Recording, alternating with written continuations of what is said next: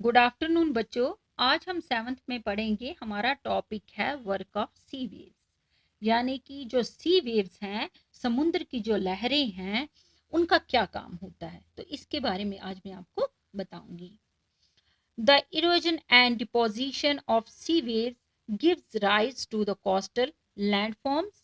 C waves continuously strike at the rocks, cracks develop. Over time, they become larger and wider. Thus, hollow-like caves are formed on the rocks. They are called sea caves. As these cavities become bigger and bigger, only the roof of the caves remain, thus forming seas arch. Further erosion breaks the roof and only walls are left. These wall-like features are called stacks.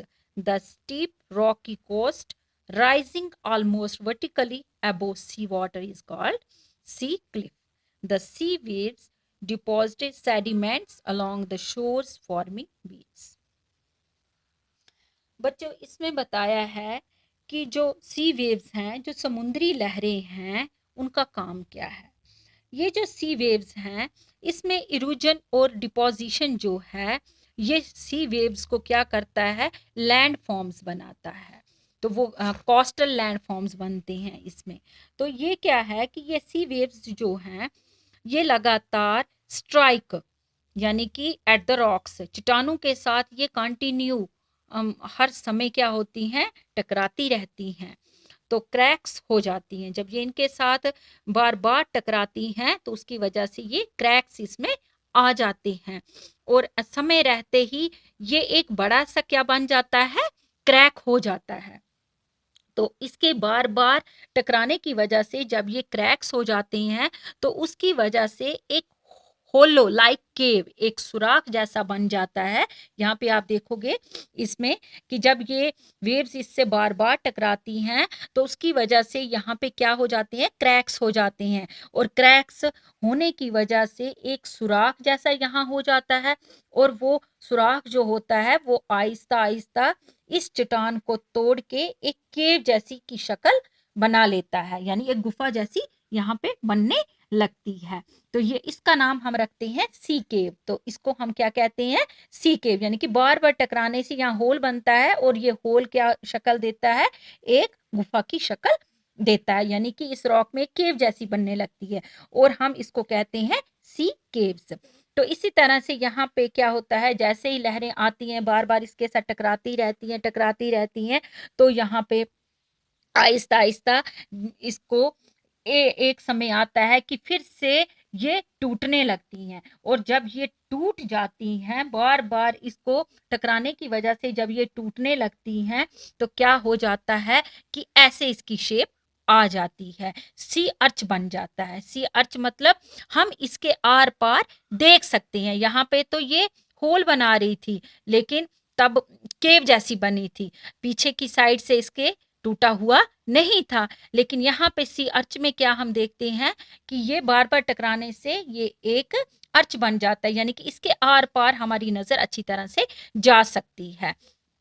तो ये इसका नाम है, क्या बन जाता है, ये सी अर्च।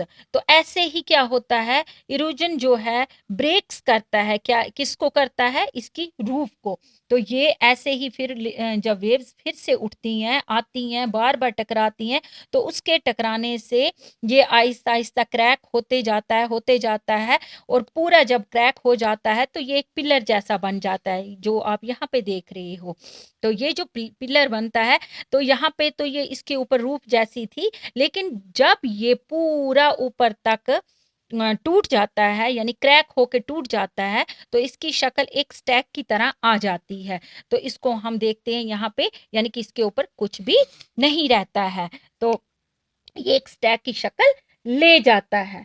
तो ऐसे ही फिर हम देखेंगे कि ये जो ये सीज वेव्स हैं, इसी तरह से जैसे ही इसका कोस्टल एरियाज जो है इसके साथ घड़ी घड़ी टकराने, बार बार टकराने की वजह से क्या होता है, सी वाटर जो है सी क्लिफ भी बनाता है। तो सी वेव्स जब आती हैं तो वाटर जब हाई लेवल में ऊपर होता है तो ये किसके साथ टच करता है, यहाँ पे समुद्र का जो पानी होता है, यानी कि ये जब ज्यादा तेज लहरें आती हैं तो सी क्लिफ से टच करता है। सी क्लिफ में बताऊंगी आपको क्या होता है कि ये जब टूट जाता है तो इसकी एक नोक जैसी यहाँ पे बन जाती है, चोंच जैसी बन जाती है, यानी कि इसकी, तो उसको हम कहते हैं सी क्लिफ।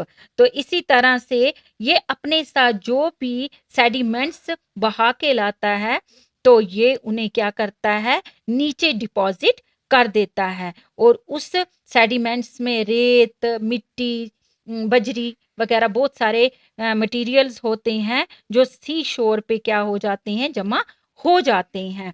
तो उसकी वजह से फिर वहां पे बीच बनते हैं। तो ये आज का हमारा टॉपिक इतना ही, तो कल हम इससे आगे पढ़ेंगे। Okay, thank you.